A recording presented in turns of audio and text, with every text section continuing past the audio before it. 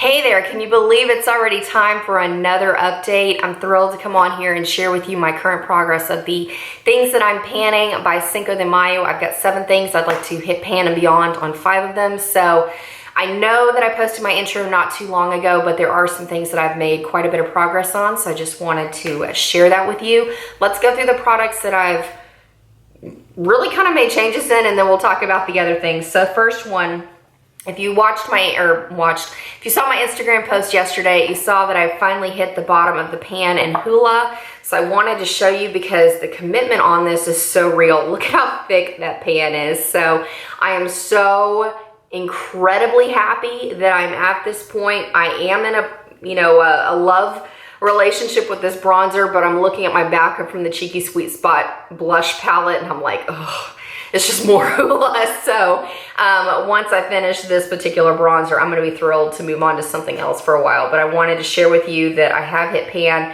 I'm thinking I'm gonna want to move over to this side and kind of work on it for the next week and a half, see if I can hit pan again in the bottom.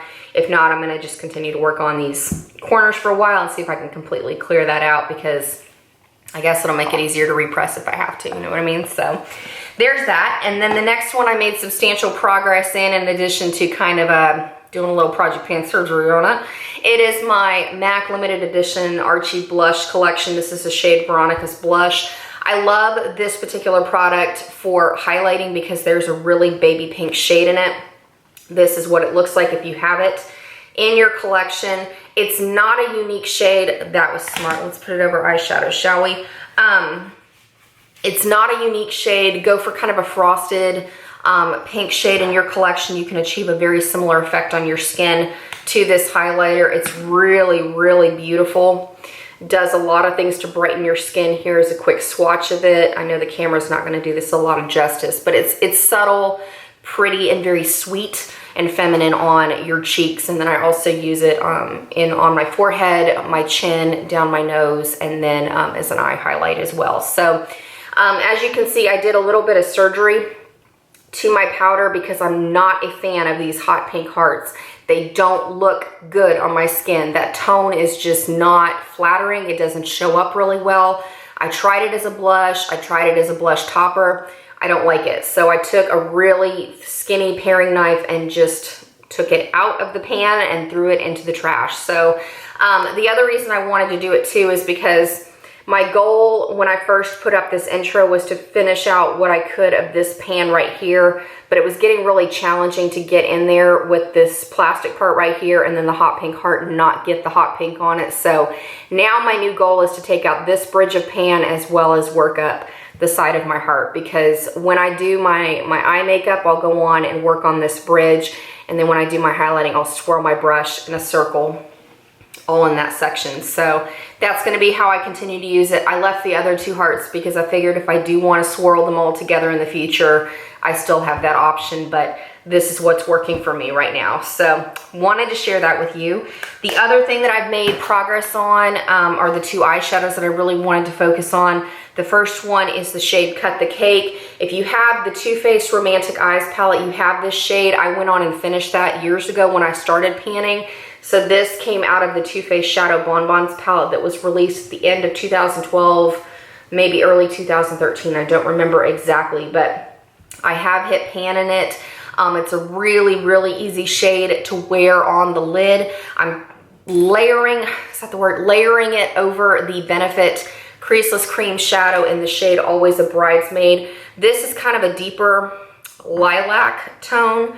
Very beautiful on the skin, especially with that Cut the Cake layered on top. But I want to hit pan in this because this cream shadow is at least 4 years old. It's kind of freaking me out that it's still holding up as well as it is in my collection when most other cream products go bad long before this point. So I want to hit pan in this and then evaluate whether or not I'm going to keep it in my collection, because like I said, 4 years, maybe even longer, because I don't remember exactly when I bought it. I may have bought this before 2012, to be very honest with you. I don't remember exactly, but this is really, really old. But I do love layering those together. Let me give you a quick swatch of Cut the Cake. Because like I said, it's really, really an easy shadow to wear. You can use it in your transition area when you want to do a smoky look, or I layer it on top. And then for the two products that I need to cover this next one. Okay, and the next one I've made significant progress on is the shade First Dance. This also came out of the Too Faced Romantic Eyes palette. It took me over 9 months to hit initial pan, but now that I have, it is going a little bit faster. I'm beyond thrilled with my progress with this because it's my holy grail matte purple shade. I wear it as a neutral, and I've purchased so many other palettes looking for another purple, so it really makes me happy to move this one out of my collection.